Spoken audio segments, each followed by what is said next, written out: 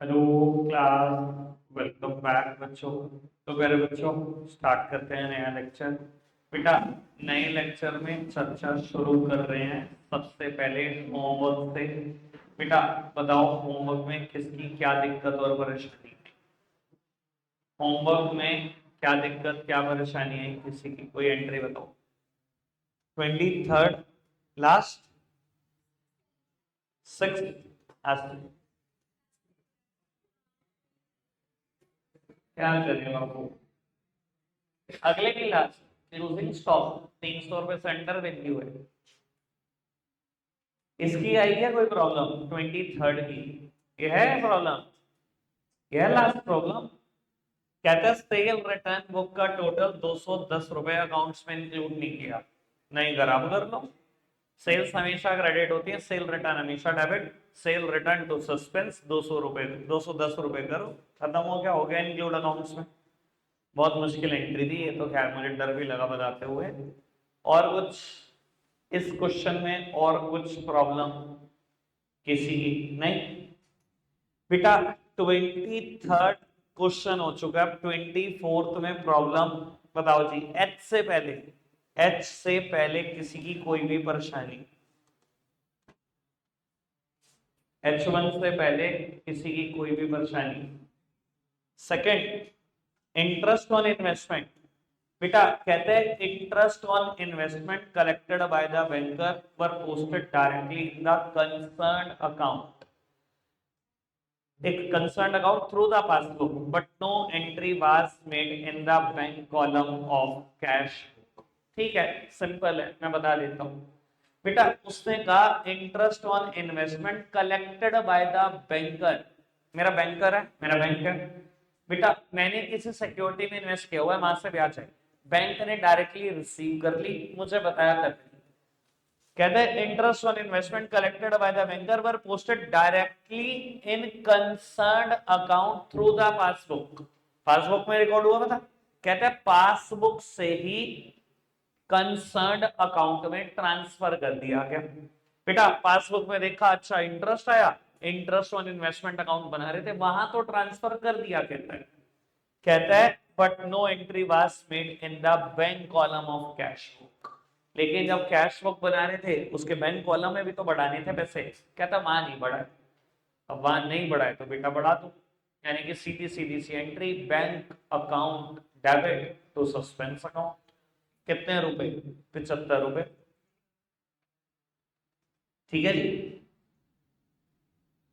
और ना एक सेकंड खड़ा हो जाएगा, यहाँ आ जाओ। ठीक, बी के अलावा कोई और प्रॉब्लम किसी की?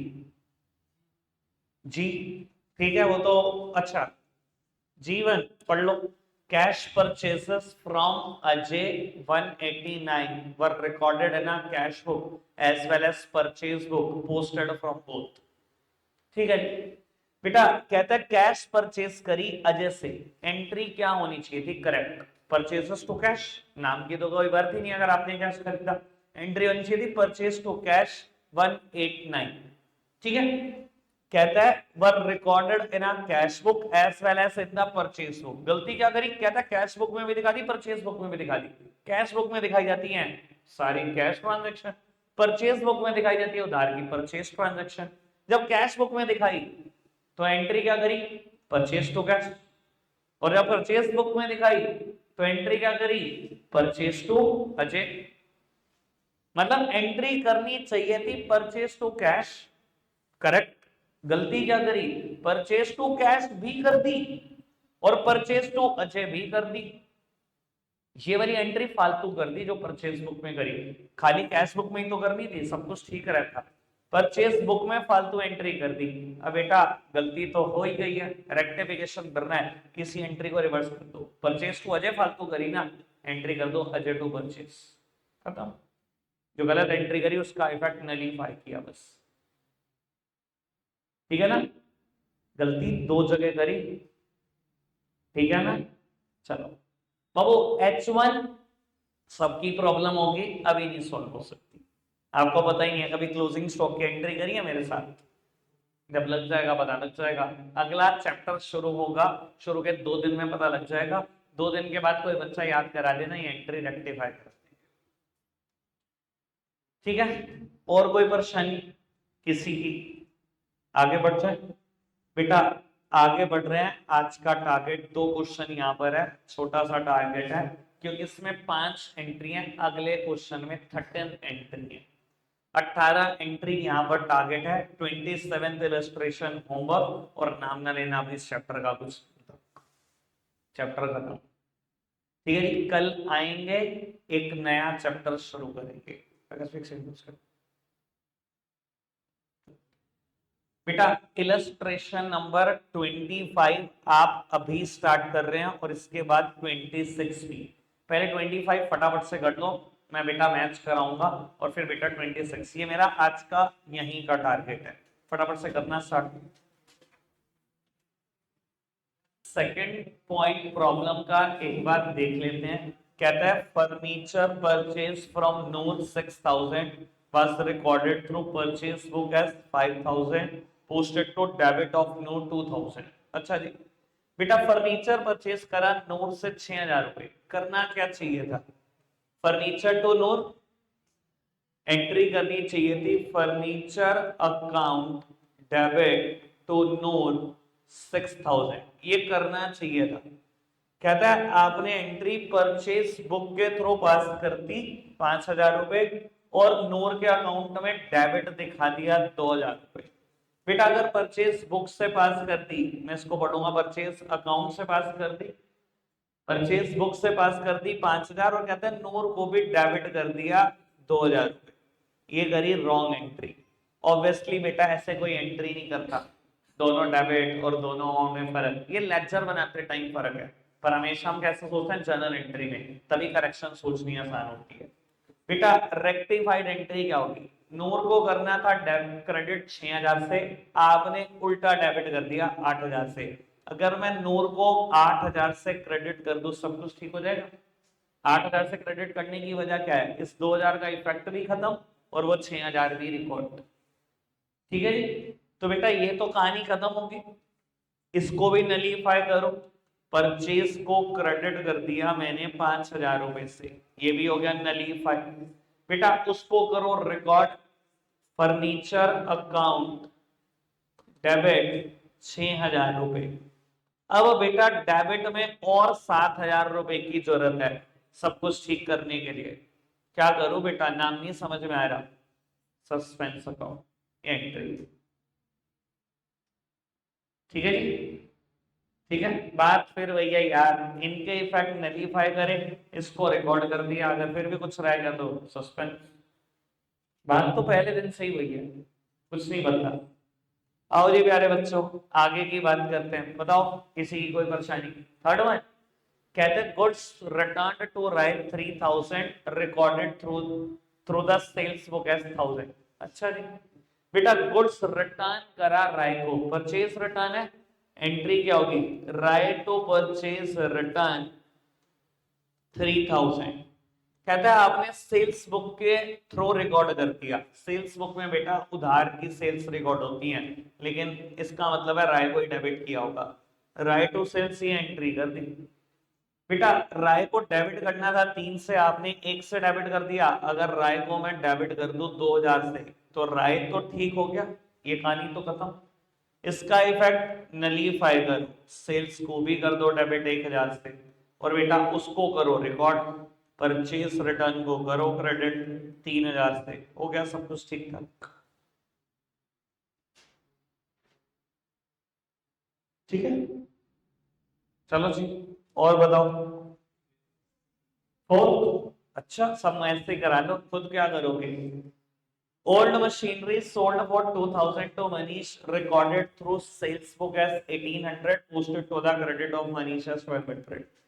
बेटा एक मशीनरी बेची है आपने, कहता है old machinery sold for 2000 to Manish.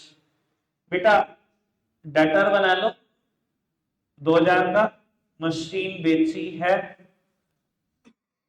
कहता है आपने सेल्स बुक के थ्रू एंट्री कर दी। सेल्स बुक को मैं कैसे रीड करूंगा? सेल अकाउंट 1800, कहता है मनीष को भी क्रेडिट कर दिया 1200, ये एंट्री कर दी।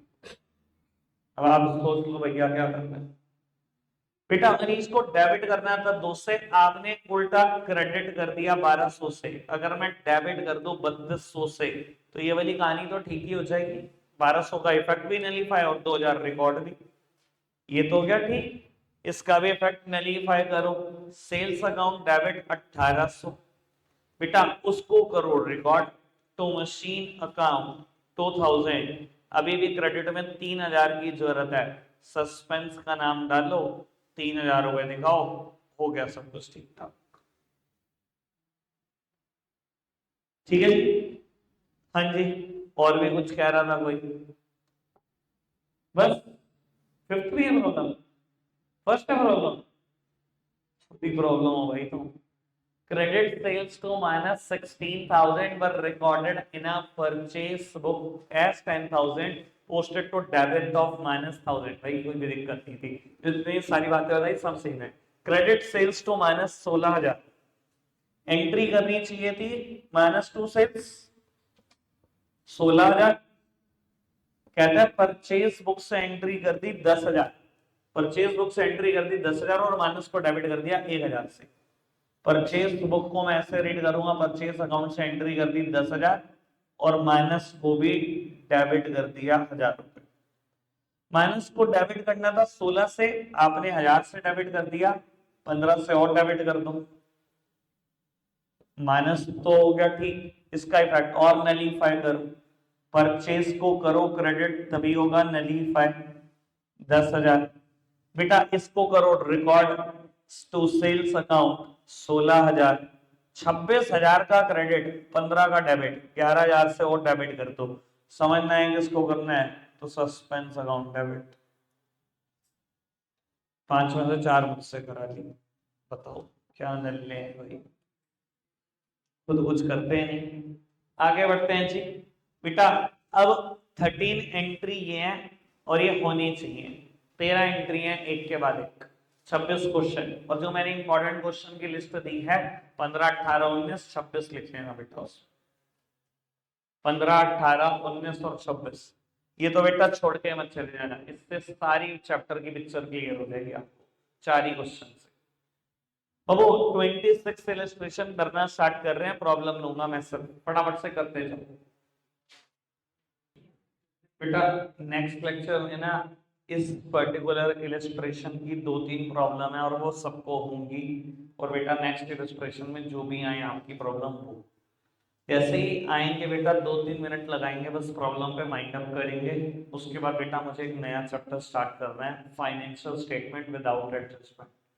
बेटा खराब मत करना चैप्टर, 12th में बड़ी परेशानी सॉल्व के करना। रख आज के लिए इतना ही रहे हैं, बाय बाय।